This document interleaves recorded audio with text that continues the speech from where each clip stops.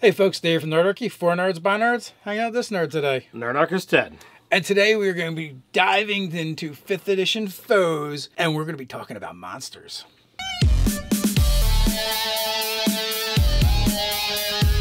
going to start this video by thanking our sponsor, Froschgottspiele Games. 5th edition rules with a 1st edition feel. And we're going to be diving into one of Froschgottspiele Games' books. 5th edition foes. Now, we're going to do this just like one of our normal D&D monster videos, where we're going to pick out a monster, and then we're going to talk about it and find out ways to use it in your game and kind of explain the monster a little bit, although with a twist. What's the twist, Dave? So we've pre-randomly rolled on the Nerdarchy Dice app, Dice Calculator, which you can find in the description below, as well as links to Froschgottspiele Games, the monster that we're going to use, and we came up with page 66. And that is the corpse rook. This creature resembles a gigantic three-headed raven with oily black feathers, a bright silver talons, and beak. Its wings are tipped with silver feathers. A pungent, almost sulfuric odor emanates from this creature. So this is a challenge for, and it's a large monstrosity. So, like, this is big enough to be a credible threat for low-level parties, a mount for, mid-level parties, and you start throwing a bunch of them, get a murder of corpse rooks, and you can do some serious damage. So what do their capabilities look like? What do their stats look like? Armor class, hit points, that kind of stuff. All right, so armor class is 14, pretty low. Hit points 45. Again, pretty low for. You say low, but I think that's kind of high for like an animal type monster. A lot of times they have really low armor classes. So it's got essentially 2 natural armor and 2 dex. Okay. So it has all around vision. Given the fact that it has 3 heads, you're not going to get advantage from flanking or being engaged with it, which also means you're pretty much going to prevent sneak attack from melee. So it has tactical advantage on sight-based perception checks, and opponents never gain tactical advantage or bonus damage against it from the presence of nearby allies. Yeah, so it completely shuts down sneak attack if you're using sneak attack based on you have an ally within 5 foot of the enemy. It also has combat mobility. Opportunity attacks against a moving corpse rook always have disadvantage. So that's a little bit of a different mechanic. We've seen flyby where it just shuts down attacks of opportunity, but in this case you still get them, but you get them at disadvantage. They're moving quick and they're aware of what's going on, so it's pretty cool. It has an ecology section and an organization section. So, you brought up in the beginning that, Froschgottspiele is all about that 1st edition feel. And those are things that existed in the earlier monster manuals, which we sadly don't see, these days. Yeah, so it is formatted in a style that's very similar to 1E. So if you're an old head like me, then it's going to be familiar when you look at the stat block, but it's still compatible with 5th edition. It's all 5th edition rules, so you still get that. It's there, it's got offense and statistics, listed just like those old stat blocks before, but you're still looking at the 5e mechanics. It's all there. It's just not in the order you're used to seeing it. Yeah. Now a couple things to point out about this monster. One, it actually gets a lot of attacks. It gets 3 bites. It gets claw attacks. So it gets 4 attacks around, and then on top of that, it's not just a dumb beast. It's got a 5 intelligence. Sure, it's not doing complex calculations, but it can form strategy and tactics, and it's aware. 6 and 7 is usually when things begin to understand and develop language. So the fact that it's that out of 5 that's on that borderline, it's very easy to to be at that spot. So if you gave this thing any little bump to intelligence, it could start to understand you. So you can see that this could be something that would be trainable easily as a mount. Yes, mount, pet, whatever it may be. Hey, what if you have like a gargantuan creature that uses it for its parrot on its shoulder?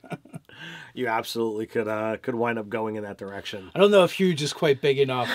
Huge, I think it's still too big to be used in that capacity. So it won't be the pirate companion to one of our giants. Sadly, no. Organization that I brought up, it's solitary pair or nest, and the nest is a pair with 1d4 non-fighting young, which I thought was pretty cool to be like, oh, like you can have a nest, which means that there's babies, and the babies aren't going to be able to do anything to you, but they're there. What do you do is this moral quandary. Do you kill the babies, or do you leave them be and let them die? Do you take care of them? Oven roasters. Well, really big oven though. You know, or like you said, do you take them? Do you raise them? Make them pets? Make them mounts? Sell them to someone else to raise them? You know, we were thinking there's a tons of ways to use these in your game.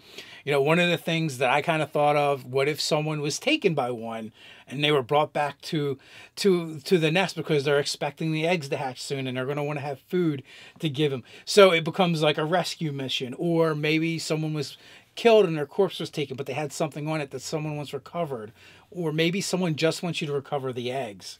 So there's tons of ways you could use these guys in a game. These guys are actually, you know, like a merchant's, you know, dream.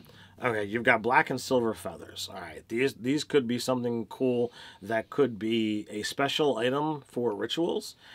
They could just be, you know, high quality feathers that are just used for fletching, and you want to be this, you know, dark archer and you want black feathers that have silver edges. Well, these are the perfect thing for that. Oh, they've got silver talons and silver beaks. Well, maybe carvers take these things and etch in the talons and the beaks, and they sell this as art. So you have a resource material that's here.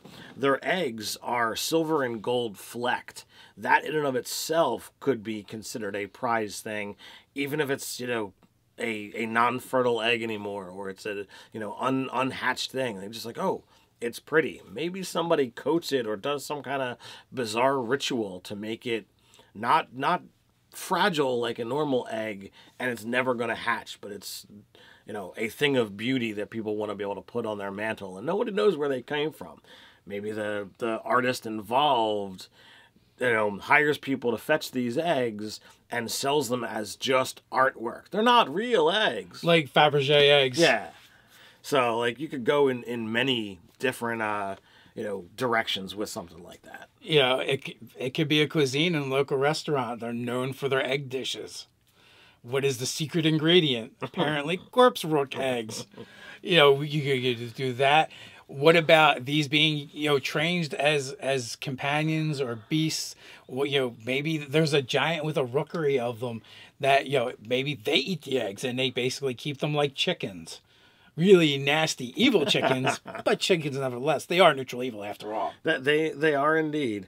You know, the fact that it is essentially a three-headed raven. You know, you could link this right into the lore of, you know, 5e and make these be a sacred animal to the Raven Queen. You know, what mount or, you know, what servant or paladin of the Raven Queen wouldn't want something as spectacular as this? You know, this is a challenge 4. It's a pretty sizable, you know, monstrosity. It would totally work. Like, yeah, I'm a badass paladin. I'm going to slay those undead with my three-headed raven. Yeah, it would be for Fine Greater Steed. I think it is right in line with that. It definitely works, and also too, like these things as a threat in themselves against a low level party, they could be dangerous. The mid level, you know, again, they work well as mounts or for or against your players. Higher levels and numbers, they could still be a threat.